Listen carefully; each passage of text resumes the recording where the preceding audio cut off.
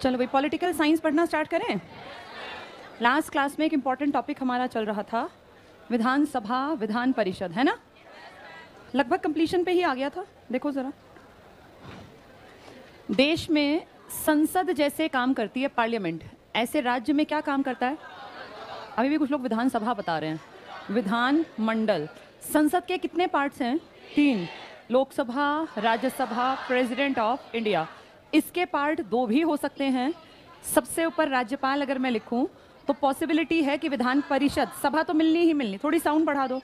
विधानसभा कुल कितनी है? 28 प्लस दिल्ली और पौंडीचेरी, साउंड थोड़ी सी बढ़ा दो। और विधान परिषद कितनी है? 6। आपको अच्छी तरह पता है ये यूपी, बिहार, महाराष्ट्र, कर्नाटक, आंध्र प्रदेश और तेलंगाना, है ना? ये सारा हमें पता है। अब आज इससे आगे बढ़ते हैं। थोड़ी सी हल्की सी साउंड, ज़्यादा नहीं। हम लोगों ने विधानसभा विधान परिषद के बारे में जाना था। आज हम लोग बात करते हैं एक बहुत बड़ी हस्ती के बारे में जिसका नाम है चीफ मिनिस्टर। ये कोई एक इंसान का नाम नहीं है, पद का नाम है। और चीफ का मतलब सबसे बड़ा, जैसे हेड ऑफ द फैमिली है, घर का एक मुखिया। ऐसे पूरे राज्य में एक मंत्री परिषद होती है, COM, जिसे कहते हैं काउंसिल ऑफ मिनिस्टर्स। आपके पूरे देश में काउंसिल ऑफ मिनिस्टर्स 2 लेवल पे काम करती है, एक देश के लेवल पे और एक स्टेट के लेवल पे। काउंसिल ऑफ मिनिस्टर्स का मुखिया होता है CM। फिर इसके नीचे 3 तरह के मंत्री होते हैं। सबसे इंपॉर्टेंट कैबिनेट मंत्री, फिर राज्य मंत्री और फिर एक होते हैं उप मंत्री। इन्हीं को आप इंग्लिश में एज इट इज कैबिनेट कह देते हैं और इसे कह देते हैं स्टेट मिनिस्टर। इसके 2 टाइप्स हैं, एक तो स्टेट मिनिस्टर और एक होता है इंडिपेंडेंट चार्ज, यानी स्वतंत्र प्रभार। एक तो है ही अपने आप में जो हेल्पिंग हैंड है। और उप मंत्री को आप कहते हैं डेप्यूटी मिनिस्टर्स। ठीक है। CM की वैल्यू उतनी ही है जैसी देश में PM की। आपके देश में सबसे इंपॉर्टेंट आज के टाइम में सब जानते हैं मोदी जी हैं, क्योंकि वो PM की कुर्सी पर बैठे हैं। और PM बनने के लिए योग्यता की अगर बात करें तो जैसी योग्यता PM बनने की थी लगभग वैसी योग्यता CM बनने की है। PM बनने के लिए आपको लोकसभा और हो सकता था राज्यसभा का मेंबर बनने की योग्यता होनी चाहिए। आपकी उम्र अगर आप लोकसभा से आए तो 25 और राज्यसभा से आए तो 30। आप अगर PM बनना चाहते हैं तो आप लाभ का पद आपको छोड़ना पड़ेगा, और लाभ के पद का सीधा मतलब है गवर्नमेंट जॉब। आप किसी भी तरह से सैलरी लेते हैं गवर्नमेंट से या स्टेट लेवल पे या सेंट्रल लेवल पे, तो मतलब आप लाभ के पद पे हैं। ऑफिस ऑफ प्रॉफिट इसे कहते हैं इंग्लिश में। ये नहीं चलेगा। आप चाहे ग्रुप D की भर्ती में देखें, ग्रुप D वाले को भी कहते हैं लाभ का पद है। गवर्नर लाभ का पद नहीं है, ना CM लाभ का पद, ना PM लाभ का पद है। कोई भी सरकारी नौकरी। PM बनने के लिए जो पार्टी जीतती है आपको उसका मुखिया होना चाहिए। अगर आप पार्टी के मुखिया हैं तो आप PM बनने के काबिल हैं। कोई भी पार्टी जब जीतती है, राष्ट्रपति को मान लो उसका मुखिया पसंद नहीं है तो भी राष्ट्रपति की मर्जी नहीं चलेगी। और ये लिखित में है कि पार्टी का जो भी प्रधान होगा, पार्टी का जो भी नेता होगा, मुखिया होगा, वही क्या बन जाएगा? आपके देश का PM उसके बाद एक लिस्ट बनाएगा और उस लिस्ट को ये आपके राष्ट्रपति को देगा। यानी PM की मर्जी से लिस्ट बनती है जिसमें ये 3 लेवल के मंत्री होते हैं। कौन कौन से मंत्री? कैबिनेट मंत्री, स्टेट मिनिस्टर और डिप्यूटी या उप मंत्री। ये सब बनाने में आपके स्टेट में किसका हाथ है? CM का। आपने देखा होगा कई बार किसी किसी स्टेट में डिप्यूटी CM भी बनाए जाते हैं। ये CM तब बनाता है जब CM की पार्टी को बहुमत ना मिले। बहुमत का सीधा मतलब होता है जितनी नंबर ऑफ MLA सीट्स हैं। अगर हम स्टेट की बात करें, किसी भी स्टेट में MLA की सीट्स होती हैं और ये सीट्स एक ऑलरेडी लिखित में है कि कितनी कितनी होंगी। कम से कम 60 चाहिए, ज़्यादा से ज़्यादा 500। इसके भी अपवाद है, 60 से कम भी हैं लोग। 30 पे भी बैठे हैं लोग, 32 पे भी हैं, 40 पे भी हैं, 60 पे भी हैं लोग, है ना? लेकिन वो एक्सेप्शनल केसेस हैं। हम एक मोटी बात करें, भारत में अगर 30 स्टेट्स हैं तो आप ये मान के चलो 25 तो कंडीशन के अकॉर्डिंग काम करती हैं। 2-4 की आबादी बहुत कम है तो उनके वहाँ 30, 32, 40 तक भी चल गया, लेकिन ऐसे बहुत ज़्यादा नहीं है। 500 की बात करूँ, एक भी इससे क्रॉस नहीं गया। मैक्सिमम सबसे ज़्यादा अगर बात करें 403 है यूपी, यानी इसके बीच बीच में ही है। इक्का दुक्का एक्सेप्शनल केसेस हैं जो कि हमें पता है। स्टेट मिनिस्टर में सबसे बड़ी पोस्ट जो है स्टेट लेवल पे, अगर MLAs की बात करें तो ये CM की है। और CM के लिए कंडीशन है कि उसी स्टेट का हो। पहले कंडीशन थी कि भाई उसी स्टेट का हो। गवर्नर की कंडीशन होती है कि किसी भी कंडीशन में उस स्टेट का ना हो। CM के बनने के चांसेस भी तभी होंगे जब वो स्टेट का होगा। अब हरियाणा में कोई बिहार या यूपी से CM नहीं पसंद करेगा। अगर मान लीजिए उसका बर्थ वहाँ का है लेकिन रहा वो यहाँ हो, ऐसे में लोग पसंद करते हैं। और ऐसे में पॉसिबिलिटी कि आप जीतेंगे और आप MLA की कुर्सी पे पहले आएंगे, फिर जिस पार्टी को सबसे ज़्यादा सीट मिलेंगी उसका नेता ही क्या बन जाएगा? CM बन जाएगा। CM की पावर वैसे की वैसी है जैसी PM की, बस वो स्टेट लेवल पे काम करता है। अगर हम कहते हैं देश का सबसे ताकतवर आदमी तो आप कहते हैं PM। अगर हम कहें स्टेट का सबसे ताकतवर आदमी तो CM। आपके 30 CM है ना टोटल, 28 और 2। दिल्ली एक ऐसा शहर है जिसके CM को, बाकी सब CMs को गवर्नर जो होता है ना, जिसको आप कहते हैं राज्यपाल, ये नियुक्ति करता है। शपथ तो खैर अलग जगह लेंगे, नियुक्ति हर स्टेट में जिसको आप कहते हैं गवर्नर, ये नियुक्ति करता है जिस पार्टी को सबसे ज्यादा सीट मिली उसके मुखिया को। लेकिन दिल्ली एक ऐसा इलाका है, दिल्ली एक्सेप्शनल है, दिल्ली का जो सीएम है ना वो डायरेक्ट बनाता है, मतलब इलेक्शन से तो जीतता है लेकिन वो राष्ट्रपति के अंडर, बाकी सबका काम करता है राज्यपाल। लेकिन दिल्ली के सीएम, दिल्ली के मुखिया को बनाने वाला कौन आदमी है? हाँ, बाकी सब लोगों को अगर हटना है, भाई मुझे अपने सीएम की पोस्ट से इस्तीफा देना है, तो वो इस्तीफा देते हैं वहां के राज्यपाल को। लेकिन दिल्ली के सीएम को अगर इस्तीफा लिखना है तो किसके नाम का लिखेगा? राष्ट्रपति। ये एक्सेप्शनल केस है। हाँ, देश का प्रधान, पूरे देश का। हाँ, किताब है ना तुम्हारी जिससे तुम्हारा देश चलता है, कौन सी किताब? इस किताब के अकॉर्डिंग देश का मुखिया कौन है? आपके देश में दो मुखिया हैं, एक दिखावटी, हमारे घरों में भी ऐसा ही होता है, और एक होता है वास्तविक। इसको अपने घर से समझो। शादी के कार्ड छपते हैं तो घर में किसका नाम लिखा जाता है कार्ड पे? घर में जो सबसे बड़ा जिंदा आदमी है ना, दादा, भाई पड़पोते, इस तरह लिखते हैं ना, पोते का या ताऊ जी का, जो भी है। ये दिखावटी प्रमुख होते हैं। ये असली में इनके हाथ में पावर थोड़ी होती है। पावर किसके हाथ में है? जो कमा रहा है। हमेशा कमाने वाली पीढ़ी वास्तविक डिसीजन मेकर होती है। लेकिन भाई एक नियम है, एक ट्रेंड है कि जब भी शादी ब्याह के कार्ड छपते हैं या घर में कोई बड़े बूढ़े की बात करें तो हम दिखावट जिसकी करते हैं। ऐसे ही आपका राष्ट्रपति है, देश का सबसे बड़ा प्रधान है कहने के लिए, इसलिए नाम क्या रखा आपने? राष्ट्र। पूरे राष्ट्र को इंडिकेट करता है। तीनों सेनाओं का प्रधान कमांडर, आर्मी, एयरफोर्स, नेवी का प्रधान कमांडर, भारत का पहला नागरिक। लेकिन ये सब क्या है? दिखावट। सारे काम जो असलियत में करता है वो आदमी कौन है? पीएम। और पीएम जो है ना, इसको मान लो घर का कमाऊ आदमी। घर में सबसे ज्यादा चलती किसकी है? जो कमाता है। ऐसे ही घरों का ट्रेंड है ना, अगर आप कमाते नहीं हैं तो आपकी कोई नहीं सुनने वाला। आप अच्छा कमाते हैं तो आपकी सुनने, जबरदस्ती की बात मान लीजिए, सुननी पड़ेगी। यही आपके देश में पीएम की स्थिति है। पीएम की बात माननी ही माननी पड़ेगी। इसने कह दिया ये मंत्री बनेगा तो चाहे ना चाहे मंत्री बनाना पड़ेगा। इसके हाथ की पावर कैसी है? राष्ट्रपति के हाथ की दिखावटी। बस ये दिखावटी प्रमुख है, head of the family. Reality में ये हेड नहीं है। क्लियर? चलो थोड़ा सा किताब, आज कईयों के पास तो हो सकता है किताब ही ना हो, बुक सब लोग ले लेना। जो नए बच्चे जुड़ते हैं ना, क्योंकि न्यू जनरल बैच है आपका, 3 महीने में इसमें बस कोर्स एक बार होके फिर ओल्ड में पहुंचना होता है। इसमें आपको जो नए आज ही बैठे हो, बुक लेनी है सभी को। आज अपने आसपास से देख लो, जिसके पास ना हो कल अपनी बुक उठा लेना। चलो, मैंने आप लोगों को एक टॉपिक, हाँ कुछ रह गया था ना उस टॉपिक में, ठीक है, उसको भी मैं कराऊंगी, पर अभी वो समझ में कम आएगा जो बच्चे नए आए हैं। पहले सीएम पढ़ते हैं थोड़ा सा। 194 पे आ जाओ। मैं ये बचा हुआ पार्ट करा दूंगी, इसकी चिंता मत करना, परसों करा दूंगी इसको। आज हमारा टारगेट क्या है? क्या पढ़ लें? सीएम, जिसके नाम के आगे क्या लिखते हैं? मंत्री तो है, लेकिन कैसा है ये? और जो देश में होता है वो क्या कहलाता है? प्रधान। देखो, दोनों शब्दों की कीमत है। ये देश का हेड है प्रधानमंत्री, और ये राज्य का हेड है। दोनों मंत्री हैं, लेकिन एक मुख्य है और एक प्रधान है। चलो पेज 194 पे आ जाओ। मुख्यमंत्री और मंत्री परिषद। क्या तुम्हारी किताब में, संविधान में कहीं कैबिनेट शब्द आया है? आर्टिकल 352 में सिर्फ एक जगह कैबिनेट शब्द आया। चलो पहला पॉइंट देखो, संसदात्मक शासन में इस वर्ड का मतलब बताओ। पार्लियामेंट्री फॉर्म ऑफ गवर्नमेंट क्या होती है? अभी ना एचएसएससी ने पेपर लिए, उन्होंने ये टॉपिक ऐसे घुमा के पूछे कि बच्चों की समझ में ही नहीं आए। मैं 3 चीजें बता रही हूं, सामने बोर्ड पे देखो। एक शब्द है संसदात्मक, पार्लियामेंट्री फॉर्म ऑफ गवर्नमेंट जिसे आप कहते हैं, पार्लियामेंट से याद कर लेना।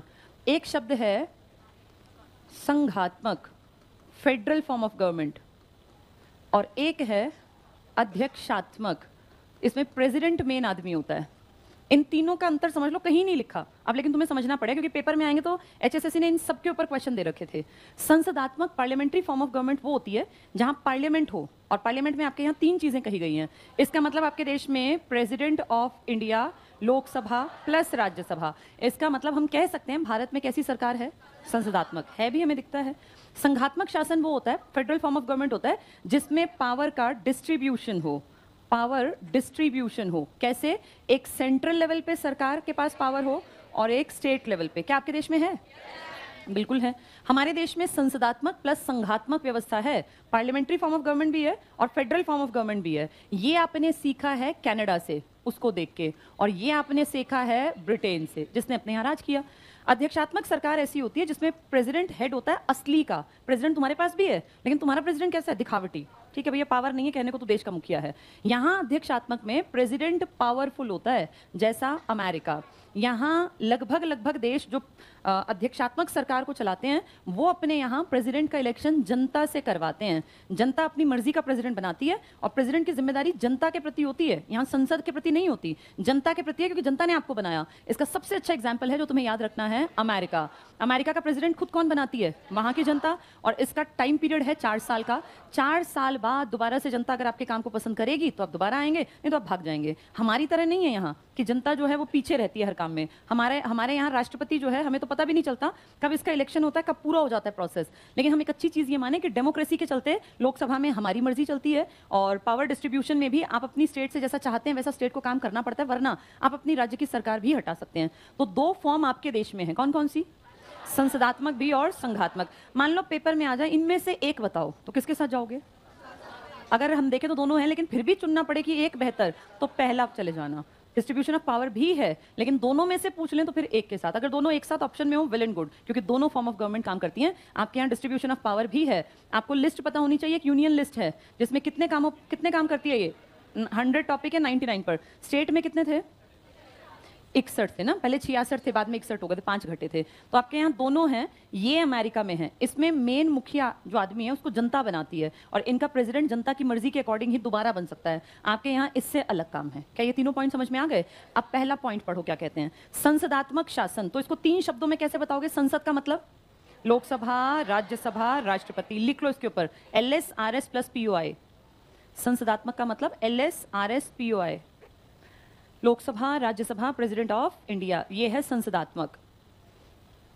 इसके बाद आगे टिक करो, इसको अंडरलाइन कर लो पूरे पॉइंट को। संसदात्मक शासन में राज्य की वास्तविक कार्यपालिका, रियल एग्जीक्यूटिव, शक्ति व्यवहार में मंत्री परिषद में निहित है। एग्जीक्यूटिव तुम्हें याद है कौन होते हैं? कार्यपालिका क्या होती है? तुम्हें 3 पालिकाएं बता रखी है मैंने। एक पालिका का नाम है विधान पालिका, जिसे आप इंग्लिश में कहते हैं लेजिस्लेचर। एक का नाम था कार्यपालिका, जिसे आप कहते हैं एग्जीक्यूटिव। और तीसरी पालिका थी आपकी न्यायपालिका, जिसे आप कहते हैं जुडिशियरी। आपको अच्छी तरह पता है लेजिस्लेचर में, विधान पालिका में 3 पार्ट हैं। इसी को तो हम संसद कहते हैं इतने दिनों से। इसके 3 पार्ट हैं, Lok Sabha, Rajya Sabha, president of India. इसके भी 2 पार्ट हैं, एक टेम्परेरी और एक परमानेंट। टेम्परेरी हैं ये नेता, आते हैं चले जाते हैं। इसका मतलब, टेम्परेरी का मतलब हुए MLA और MP, 5 साल में आ भी सकते हैं दोबारा, हमेशा के लिए गायब हो जाए ऐसा भी पॉसिबल है। परमानेंट होते हैं IAS, जो कि आपके सेक्रेटरीज होते हैं। जितने डिपार्टमेंट है उतने ही सेक्रेटरी 100% मिलेंगे। और जुडिशरी को भी हमने पढ़ा नहीं है, लेकिन इसको हम आगे जाके पढ़ेंगे, सुप्रीम कोर्ट और हाई कोर्ट। एग्जीक्यूटिव जब भी नाम आए तो दोनों चीजें ध्यान में रखना, तुम्हें समझनी पड़ेंगी बातें, इनको तुम रट के नहीं याद कर पाओगे। पार्लियामेंट को ही आपने यहाँ विधान पालिका कह दिया, उसी का नाम आपने लेजिस्लेचर रख दिया। और उसके कितने पार्ट्स पढ़ते आ रहे हैं हम? काम करने वाली होती है कार्यपालिका, एग्जीक्यूटिव्स काम करते हैं। इसमें 2 पार्ट हैं, एक टेम्परेरी जिनको जनता बनाती है जो ज्यादा पावरफुल हैं, और एक जो दिमाग के बलबूते काम करते हैं जिनको कहते हैं परमानेंट। इनकी नौकरी होती है 40 साल की, अगर 20 में लग गए 35 साल की, डिपेंड करता है किस एज में लगे। इनका कोई मिनिमम टाइम पीरियड नहीं है। ये 70 में भी बन सकते हैं, 75 में भी, 80 में भी, क्योंकि मंत्री तो कोई 80 का बने क्या फर्क पड़ता है। आपका PM बने थे कि 80 साल के? कौन थे? मोरारजी देसाई। एक 40 के भी बने थे आपके, राजीव गांधी। इनका कोई टाइम पीरियड नहीं है, लेकिन ये तो क्योंकि सरकारी नौकरी पे लगते हैं, इनका एक टाइम पीरियड है। तो उसके बाद फिर जब ये अगर रिटायर हो जाए तो सरकार चाहे तो इनको रखे, चाहे तो ना रखे। ठीक है, चलो जल्दी से पढ़ेंगे इसको। रिटायर नहीं हो जाते होंगे? 20 में कोई लगा, 20 में लगना वैसे बहुत नामुमकिन है। कोई 20 में लगा तो कितने साल नौकरी करेगा? 20 साल नौकरी करेगा। 40 साल बाद वाले कह रही हूँ मैं, 20 के बाद वाले। एक मैंने सबसे यंगेस्ट भी मेरे ख्याल 21 से कम तो कोई क्या बनता होगा, 21-22 का। मैंने तो एक मोटा आपको समझाने के लिए बोला कि अगर कोई 20 साल में नौकरी लगे, IAS तो नहीं बन सकता 20 साल में, ग्रेजुएशन के 2-3 साल तो लगते होंगे। इसके बाद मान लीजिए कोई 20 में लग गया नौकरी नॉर्मल, तो 60 में तो रिटायर हो जाएगा ना। तो सब एक आदमी को कहते हैं कि बहुत यंग भी लग जाए तो कितनी नौकरी कर पाता है? 40 साल की उम्र। 40 नहीं कह रही, नौकरी के 40 साल कह रही हूँ। चलो देखो इसमें पहला पॉइंट। अब तो संसदात्मक शासन में राज्य की वास्तविक कार्यपालिका शक्ति व्यवहार में किसके हाथ में है? मंत्रिपरिषद, ये है असली काम करने वाली। राज्यपाल राज्य का मुखिया, मुख्यमंत्री सरकार का। अब पेपर में आ जाए, सरकार का मुखिया कौन? मुख्यमंत्री। और राज्य का मुखिया राज्यपाल। अगला पॉइंट भी टिक करना, ये काम का है। राज्य का मुखिया पूछे, आधे मुख्यमंत्री टिक कर दे। सरकार का मुखिया कहें तो राज्यपाल नहीं है, वो CM है। थर्ड पॉइंट, राज्य की कार्यपालिका का वास्तविक प्रधान होने के कारण उसकी स्थिति लगभग वैसी ही है जैसी केंद्रीय शासन में किसकी होती है? PM की। तो PM बराबर CM मान लो, राष्ट्रपति बराबर राज्यपाल, बाकी सब कुछ सेम चलेगा। मुख्यमंत्री की नियुक्ति पे आ जाओ, किसी को मर्जी से बना दें जो पार्टी जीत के आए। जीतने का पैरामीटर क्या है, किसको माने जीती हुई पार्टी? टोटल कौन सी सीट देखी जाती है? एमएलए। इसका कितना मिला हो? आधे से एक फालतू मिल गया। अगर मान लीजिए किसी स्टेट की बात करें, यूपी की, हम 403 हैं, तो कितने के बाद जीत निश्चित है? किसी को अगर 202 प्लस 1 भी मिल गई तो 100% वो जीत गई पार्टी। अगर मान लीजिए हरियाणा की बात करें, 90 सीटें, ये तो यूपी का था ना, 90 हैं, 50% 45 और 1 46 सीट जीत गई तो पार्टी आ गई लीड में। अगर हम बात करें किसी की 282 हैं तो फिर 282 का आधा प्लस 1 कर दो, ये पार्टी जीत गई। जो भी है, जितना भी निकलेगा, अगर आधा निकलता है ना तो उसको अगले एक में ऐड कर लेते हैं, उतना तो कॉमन सेंस सब में होगा। अब कहीं अगर निकलेगा, मान लो 133 सीट निकालनी है तो आधे परसेंट में तुम ये नहीं कहोगे कि पौना, इस आधा या पौना, फिर उसमें एक एक्स्ट्रा मान लेते हैं।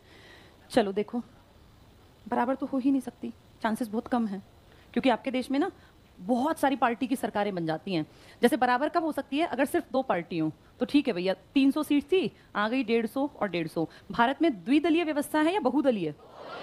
और हमारी सबसे बड़ी दिक्कत ये है कि ज़्यादातर तो ऐसा होता है कि इन 300 में से कोई से को 150 नहीं मिलेंगी, 110, 108, 50, 10, 5, 7 ऐसे करके मिलेंगी। इंडिया में तो ऐसे ही तो होता है बहुदलीय में। हमारे यहाँ आज तक जिस देश में 2 सरकारें इस तरह 2 पार्टी लीड की होती है ना, वहाँ ये प्रॉब्लम होती है। हमारे यहाँ कभी आज तक ऐसा नहीं हुआ कि बराबरी पे आ गई हो, क्योंकि बराबरी पे आती तब है जब आपके पास ऑप्शन 2 हो। अगर आपके पास ऑप्शन ही 100 हैं तो कोई 2 वहाँ वोट दे आया, कोई 2 वहाँ दे आया, हो ही नहीं पाता।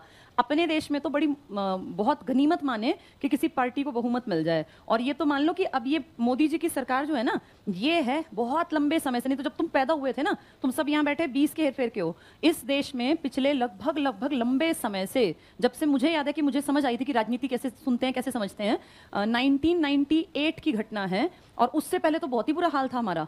ये तो फिर भी ये था कि अटल बिहारी वाजपेयी जी आ गए थे, गठबंधन की सरकार बन गई थी। हमारे देश में 1996 से काबिल पीएम नहीं बना। 96 में 13 दिन के लिए अटल बिहारी वाजपेयी जी आए, फिर 1 साल के लिए आए थे एचडी देवेगौड़ा, फिर इंद्र कुमार गुजराल, आया राम गया राम टाइप में सरकारें चल रही थी। 1998 में गठबंधन की सरकार थी जो 1.5 साल टिकी थी। 1999 फिर यहाँ वापस से ये सरकार जीती थी, जिसको बीजेपी प्लस अलायंस कह देते हैं गठबंधन की, और इन्होंने 5 साल राज किया था देश पे 2004 तक। ये गठबंधन की सरकार थी, इसकी मुखिया बीजेपी थी, लेकिन इसमें अगर साथ ना देते तो बीजेपी 0 थी, कोई बीजेपी की वैल्यू नहीं थी अकेले की। फिर 2004 से आप देखते हैं 2014 तक यूपीए की सरकार चली, कांग्रेस की सरकार नहीं थी वो। जब पहले अटल बिहारी वाजपेयी जी की सरकार थी ना, तो बीजेपी गवर्नमेंट नहीं कहते उसको, ये देखो अदर्स भी लिखा है, इसको कहते हैं एनडीए की सरकार। एनडीए मतलब नेशनल डेमोक्रेटिक अलायंस, जिसे कहते हैं नेशनल डेमोक्रेटिक, यानी लोकतांत्रिक गठबंधन था ये, राष्ट्रीय लोकतांत्रिक गठबंधन। इन्होंने बनाया यूनाइटेड प्रोग्रेसिव अलायंस, यानी हम आगे बढ़ेंगे, प्रोग्रेस करेंगे, प्रोग्रेसिव अप्रोच रखेंगे। यूपीए की मुखिया बनी एक पार्टी जिसको आप कहते हैं कांग्रेस, और एनडीए की मुखिया कौन सी पार्टी थी? बीजेपी। लेकिन अगर इसका साथ और लोग ना देते तो ना यहाँ बीजेपी की सरकार बन पाती और ना यहाँ कांग्रेस की। तो आपके देश में जब से आप पैदा हुए थे ना, तब से आपने राजनीति समझ में भी नहीं आती थी, और जब तक आप बड़े हुए तब तक गठबंधन की सरकारें चली। कारण 543 सीटों में से किसी को भी 272 सीट मिल ही नहीं पाई। पिछले लगभग 20 सालों तक यही रहा था, कम से कम 15 साल। तो उसके बाद 2014 के इलेक्शन में आपने पूरी तरह से अकेली स्पष्ट पार्टी जिताई थी। कौन से वाली? बीजेपी। ये अकेली जीती, इसको किसी के एक वोट की जरूरत नहीं थी जीतने के बाद, किसी पार्टी की एक सीट की, और इसने इंडिपेंडेंट चार्ज संभालने की अपनी एक लेवल जो था ना 272 प्लस का, ही अचीव किया। फिर आपने 2019 में देखा बीजेपी अकेली कितनी सीट ले गई? 303। फिर से अकेली की सरकार, इसको किसी अलायंस की जरूरत नहीं पड़ी। अदरवाइज आपके देश में बहु पार्टी में होता है कि इतने बट जाते हैं कि कोई भी पार्टी लीड में आ ही नहीं पाती। लेकिन इसका नुकसान आपको दूसरी तरफ दिखाई दिया कि आपके पास क्या नहीं बन पाया पिछले 7-8 सालों से? विपक्ष। और हमारी सबसे बड़ी ताकत क्या होती है? जो लोग सत्ता में बैठे हैं उनको कैसे कंट्रोल किया जाए, क्या ताकतवर हो?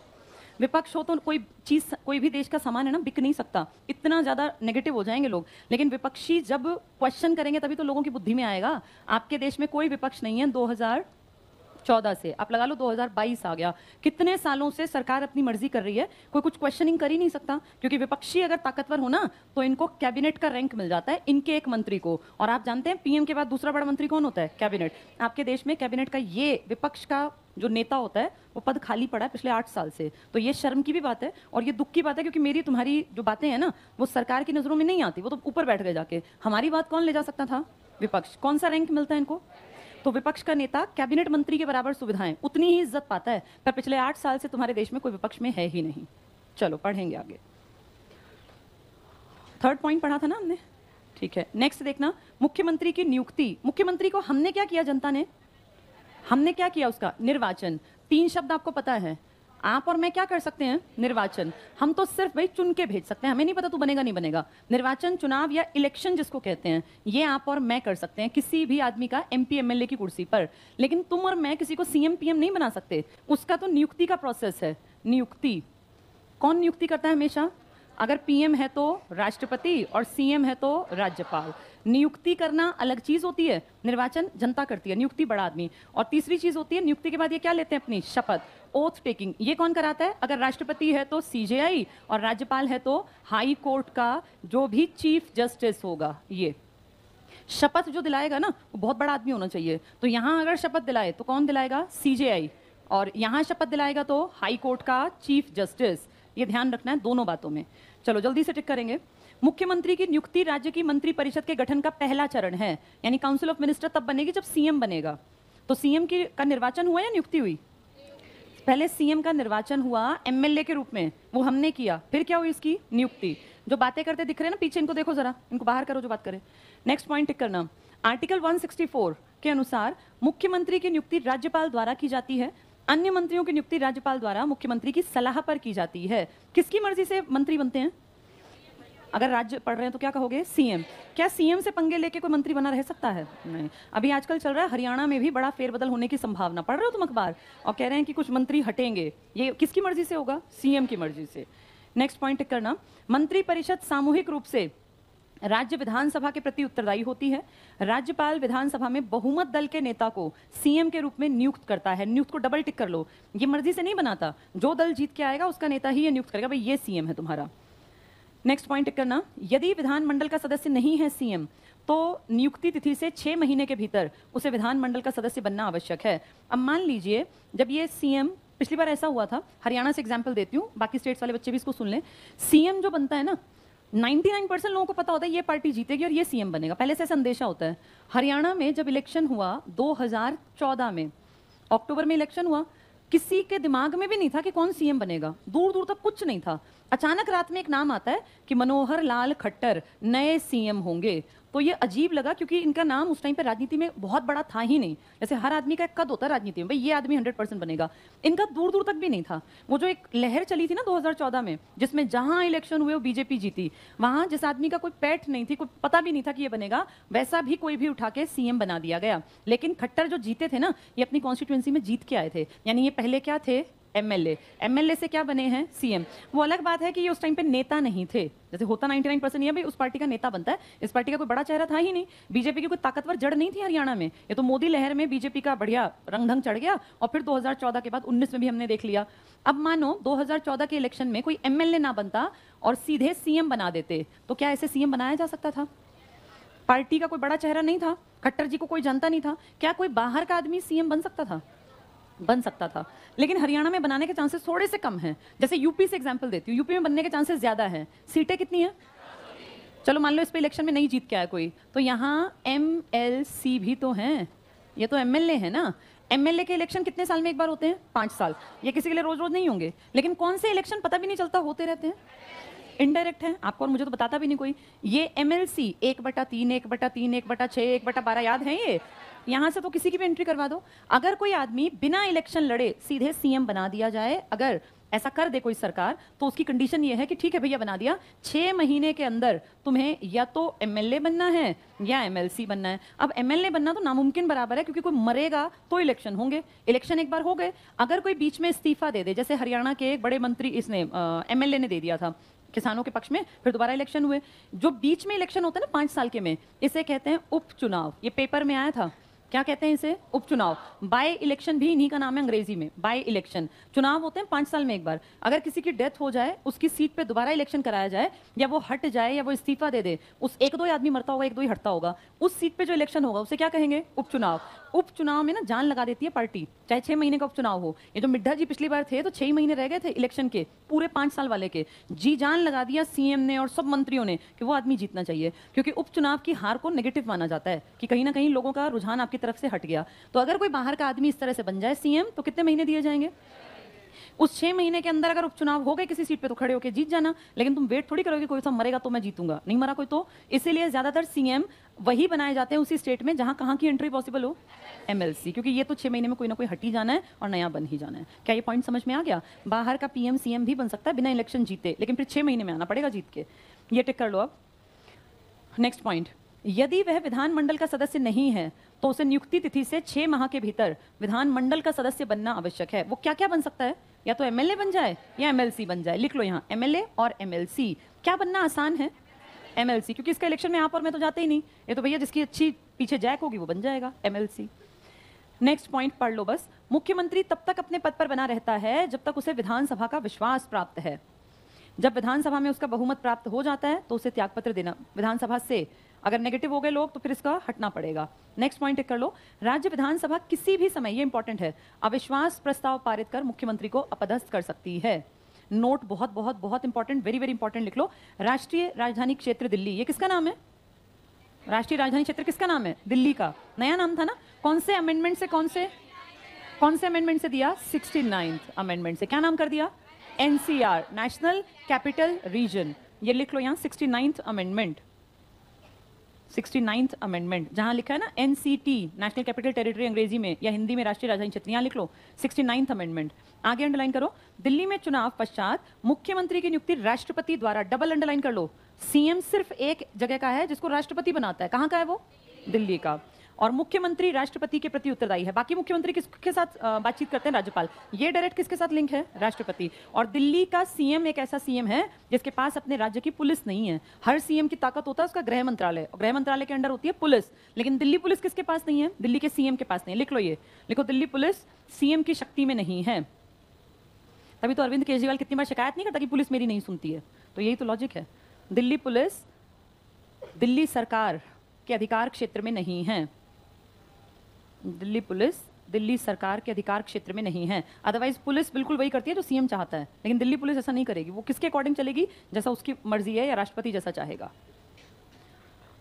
पुलिस हर राज्य में, दिल्ली में तो इसके सारा यूटी के अकॉर्डिंग अपने आप डिपार्टमेंट देखता है कि हमें क्या करना है। पहले दिल्ली पुलिस अपने एग्जाम खुद लेती थी, अब उसने वो काम कर दिया एसएससी को। दिल्ली सरकार नहीं लेती। दिल्ली को अगर लगाना हो ना तो दिल्ली ने अपना बोर्ड बना रखा है DSSB। दिल्ली की सारी भर्ती ये करता है, Delhi subordinate service selection commission. लेकिन ये दिल्ली पुलिस को नहीं भर्ती कर सकता। टीचर्स लगाएगा, क्लर्क लगाएगा, जल विभाग में लगाएगा, सब लगाएगा, लेकिन दिल्ली पुलिस की वैकेंसी नहीं निकाल सकता, ना ही पेपर ले सकता, क्योंकि दिल्ली पुलिस किसके पास नहीं है?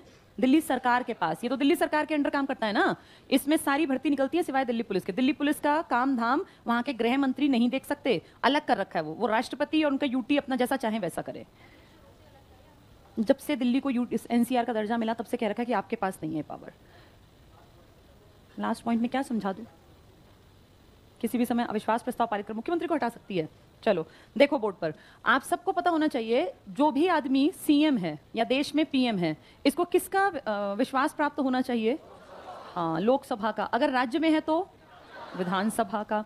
विश्वास प्राप्त होने का मतलब होता है भाई, जैसे मान लो हम हैं, तुम हो लोकसभा, अब तुम लोग जीत के आए हो, जो पार्टी कितने से ज्यादा वोट ले गई, मैं 73 लिख दूं कि इसके बाद सरकार बन गई।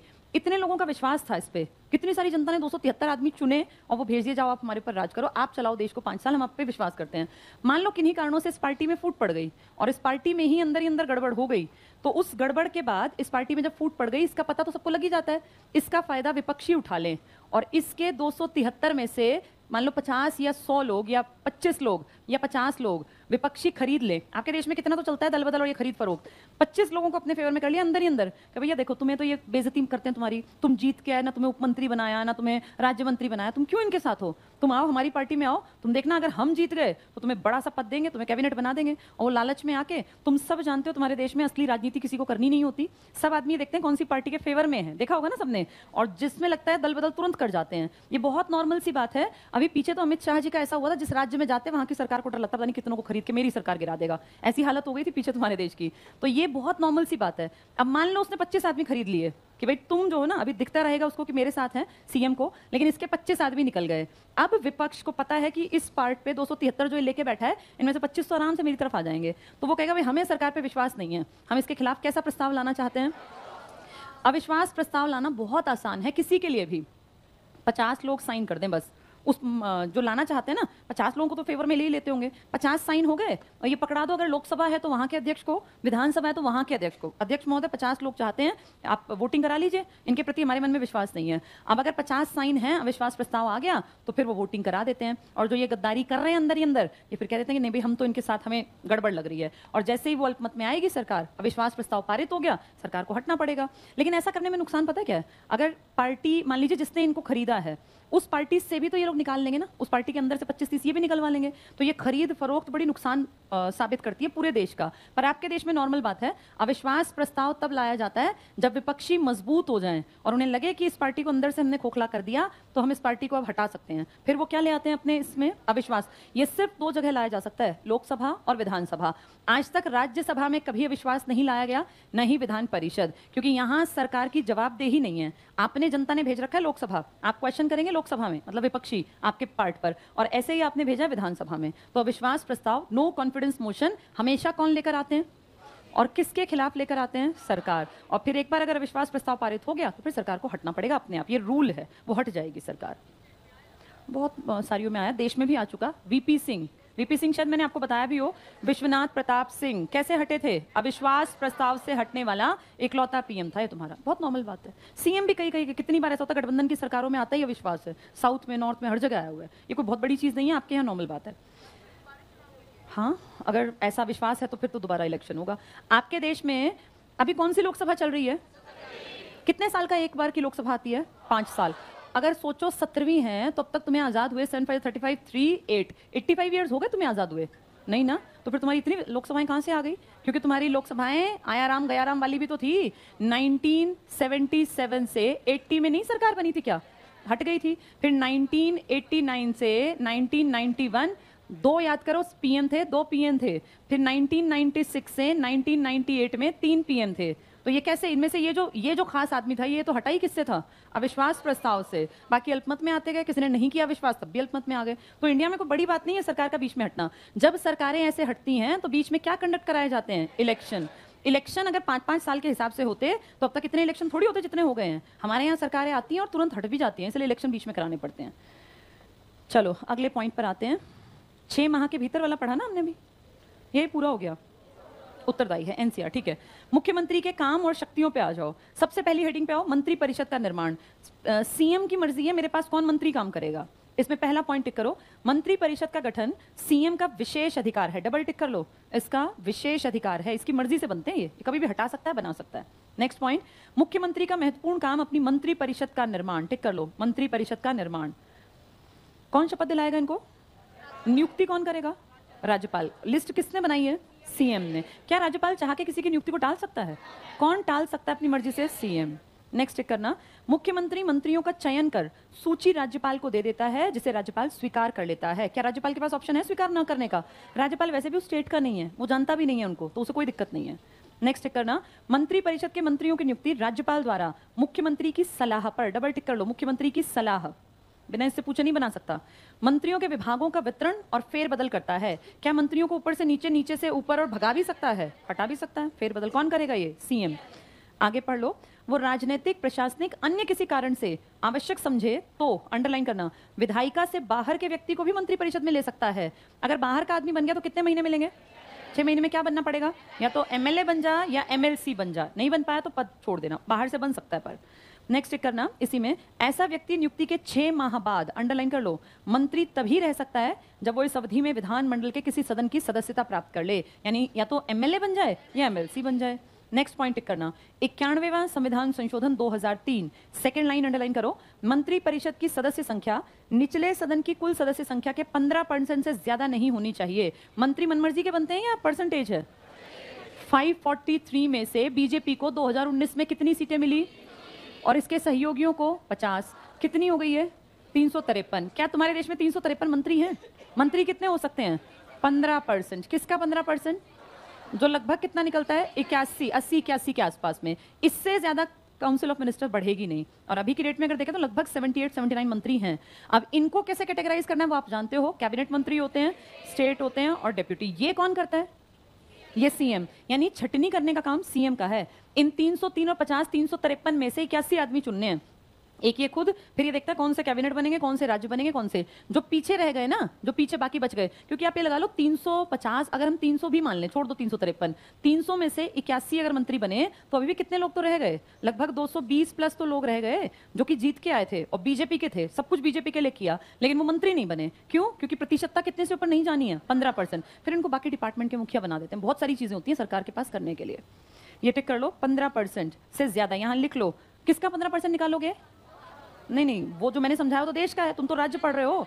किसका? 15% ऑफ टोटल एमएलए, लिख लो यहाँ, 15% of total MLA of that particular state, यानी उस राज्य के एमएलए का 15%। क्या सारे एमएलए बराबर हैं देश में? सबसे कम कहाँ है? सिक्किम में कितने थे? 30 या 32 थे? 32 थे सिक्किम में। 32 से भी कम कहाँ थे? पुदुचेरी में। लेकिन पुदुचेरी किस में गिना जाएगा? यूटी में। और ये किस में गिना जाएगा? स्टेट। तो स्टेट में सबसे कम कहाँ है? सिक्किम में। सिक्किम में, ठीक है। नेक्स्ट टिक करना, मंत्रिपरिषद की अध्यक्षता और उसका काम का संचालन। पहला पॉइंट टिक करो, आर्टिकल 163, मंत्रिपरिषद का प्रधान सीएम होगा, चीफ मिनिस्टर। नेक्स्ट पॉइंट, मंत्रिपरिषद की बैठक की अध्यक्षता कर, ये इसका काम है। अगला पॉइंट, बैठक में निर्णय प्रायः औपचारिक मतदान द्वारा न होकर आम सहमति पर होते हैं। भाई जो सीएम चाहता है वैसा ही कर लेता है ये। नेक्स्ट पॉइंट, प्रशासनिक कामों के महत्वपूर्ण निर्णय मंत्रिपरिषद की बैठक में ही लिए जाते हैं। राज्य कैसे चलाना है ये डिस्कशन कहाँ होता है? किसकी बैठक में? मंत्रिपरिषद। कितने लेवल के मंत्री हैं इसमें? 3, कैबिनेट, स्टेट और डेप्यूटी। राज्यपाल को परामर्श देना, क्या पीएम राष्ट्रपति को परामर्श देता था? एक आर्टिकल बताना, दोनों के रिश्तों पर आधारित था। हाँ, तुम्हें मैंने बता रखा है, 52, 63, 74, 78। 78 क्या है? प्रेसिडेंट ऑफ इंडिया और प्राइम मिनिस्टर एक दूसरे से कैसे सलाह मांग सकते हैं, मशवरा मांग सकते हैं, सारी बातें सेम। देखो बातें यहाँ हैं। पहले पॉइंट में सेकंड लाइन पीछे टिक करना, अन्य सब कामों में राज्यपाल को परामर्श दिया जाना मुख्यमंत्री का अधिकार और कर्तव्य है। नेक्स्ट पॉइंट पढ़ लो, आर्टिकल 167 के अनुसार मुख्यमंत्री का कर्तव्य। पहला पॉइंट पढ़ लो, राज्य के प्रशासन संबंधी विधान विषयक मंत्रिपरिषद के अंडरलाइन सभी निर्णय राज्यपाल को संसूचित करे, राज्यपाल को बताए।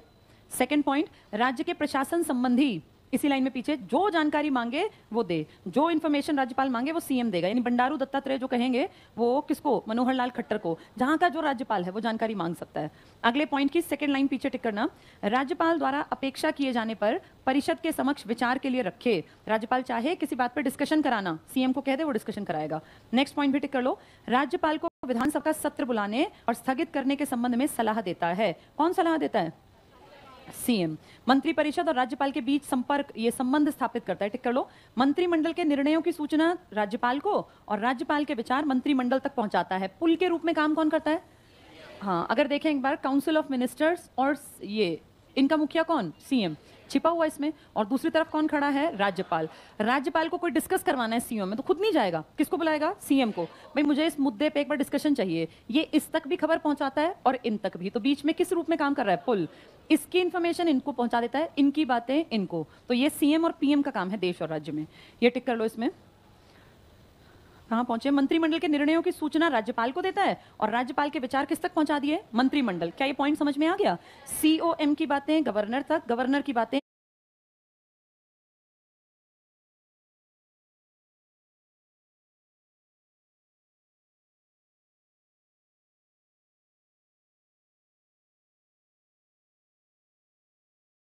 सीओएम। कौन कर रहा है काम? सीएम कर रहा है। विधानसभा का नेता टिक करना, पहले पॉइंट में पढ़ लो, मुख्यमंत्री का दोहरा व्यक्तित्व है। एक और, यदि वो शासन का प्रधान, अंडरलाइन कर लो, शासन का प्रधान। दूसरी ओर विधानसभा का नेता, ये डबल टिक कर लो, विधानसभा का नेता सीएम होता है। नेक्स्ट, विधानसभा के नेता के रूप में उसे वेरी वेरी इंपॉर्टेंट कानून निर्माण के क्षेत्र में महत्वपूर्ण स्थिति प्राप्त है। बहुत कुछ सीमा तक कानून निर्माण काम सीएम की मर्जी से होता है। तो जो ये सरकारें चाहती है ना नए नए नियम बनाना, जैसे पर्ची खर्ची पे कोई सरकार चाहे, कौन कौन इसमें डिसीजन मेकर है? सीएम। अगर सच में चाहे, ना चाहे तो दिखावट कुछ भी करे। नेक्स्ट टिक कर लो, विधानसभा के नेता के रूप में राज्यपाल को विधानसभा भंग करने का परामर्श भी दे सकता है। अगर विधानसभा भंग करा दी तो कितने महीने में इलेक्शन होंगे? 6 महीने में। यहाँ लिख लो, नए इलेक्शन 6 महीने के अंदर, नए इलेक्शन 6 महीने के अंदर। मान लो इसने विधानसभा भंग नहीं कराई, आर्टिकल 356 लगवा दिया, तो फिर कितने महीने वेट करेंगे? 356 तुम्हें कई बार मैंने बता दिया। मान लो किसी स्टेट की विधानसभा चाहती है कि हमारे यहाँ 356 लगे। पहली बात बताओ, क्या विधानसभा चाहेगी? नहीं चाहेगी। फिर भी मान लो विधानसभा को लगे कि नहीं 356 लगवाना है, तो ये क्या करेगी? 356 कौन लगा देगा इस राज्य का? हाँ, राज्यपाल क्या बना के भेजेगा? एक रिपोर्ट। किसके पास जाएगी? गृह मंत्री। गृह मंत्री को 2 रिपोर्ट नेगेटिव आते ही गृह मंत्री अलर्ट हो जाएगा और गृह मंत्री कहेगा भाई काम ढंग से नहीं चल रहा तो क्या लगवा लो यहाँ पे इस राज्य में, राष्ट्रपति शासन। राष्ट्रपति शासन, नाम राष्ट्रपति का, काम कौन करेगा? राज्यपाल। अगर विधानसभा भंग करनी है, सीएम सिफारिश करता है सर विधानसभा भंग करवा दो, इलेक्शन करवा दो। सीएम राज्यपाल को सिफारिश करेगा कि क्या भंग करवा दी जाए? विधानसभा। अगर विधानसभा भंग हो गई है तो कितने महीने के अंदर? 6 महीने। क्या कराया जाएगा यहाँ? नया चुनाव। अब जो लायक है वो जीत के आ जाओ, और अगर नहीं नया चुनाव कराना 356 लगा के बैठे रहो, 2 महीने वेट करो। 356 लगाने के बाद 2 महीने लोकसभा प्लस राज्यसभा हाँ कहेंगी, ठीक है भाई इसकी स्थिति खराब है लगा दो, राज्यपाल कह देगा राष्ट्रपति, तो ये 6 महीने चलेगा। नहीं सुधरी बात तो कितने और महीने चलेगा? 1 साल। अगर अब भी बात नहीं सुधरी तो मतलब मामला बड़ा है, गंभीर है। अब इलेक्शन कमीशन से पूछा जाएगा सर यहाँ इलेक्शन हो सकते हैं? अगर इलेक्शन कमीशन कहता है भैया यहाँ की स्थिति ठीक नहीं, यहाँ इलेक्शन नहीं हो सकते, तो फिर कहा जाएगा यहाँ गड़बड़ ज्यादा है, तो इसको बढ़ाते बढ़ाते कितना ले जाओ? 3 साल। एक कंडीशन इलेक्शन कमीशन। दूसरी, अगर उसी टाइम तुम्हारे देश के ऊपर क्या हो जाए? आक्रमण, और देश में क्या लगाना पड़ जाए? 352, तब भी 356 किसी विशेष राज्य में आगे बढ़ सकता है 3 साल के लिए। अगर स्थिति फिर भी कंट्रोल में ना आए तो उस किताब को बदल देना। कौन सी किताब? संविधान, जिसमें तुम कोई अमेंडमेंट करोगे और फिर तुम कोई ना कोई नया चेंज करके। आज तक ऐसी स्थिति, इसको भगवान की कृपा मान लो, देश में एक बार आई थी बस, जब किस स्टेट में ऐसा करना पड़ा? पंजाब। मिलिटेंसी, आतंकवाद बहुत ऊपर था। ये कब से कब तक की घटना है? 87 से 92। इंदिरा गांधी का मर्डर हुआ था ना 31 अक्टूबर 84 को, उसके बाद सिख विरोधी दंगे हुए थे। फिर यहाँ पे बहुत बुरी तरह से अगले 4-5 साल एक ऐसा माहौल रहा कि रहना मुश्किल हो गया। इस दौर में आपके कॉन्स्टिट्यूशन में बदलाव करना पड़ा था, अदरवाइज जरूरत कभी पड़ी नहीं है। एक्सेप्शनल है, आज तक कभी ऐसा नहीं हुआ था। चलो आगे पढ़ेंगे। विधानसभा का नेता हो गया, भंग करने के परामर्श। सरकार का प्रधान प्रवक्ता टिक कर लो, पुदुचेरी के मुख्यमंत्री की। उसकी नियुक्ति जो है ना करेगा तो वो अपना राष्ट्रपति ही, लेकिन उसकी जवाबदेही उतनी नहीं है जितनी दिल्ली के सीएम की है। पुदुचेरी के लिए अलग से प्रावधान है। अब टाइम कम है, कल बता दूंगी पुदुचेरी का पूरा। चलो जल्दी से अगला टिक कर लो, बस आज का लास्ट हो गया ये। हमने 4th पॉइंट किया है, 5th किया है ना, 6 भी पढ़ लिया। प्रवक्ता कौन होता है? जो बोलता है उसकी जगह। तो सरकार की मेन बातें यही करता है।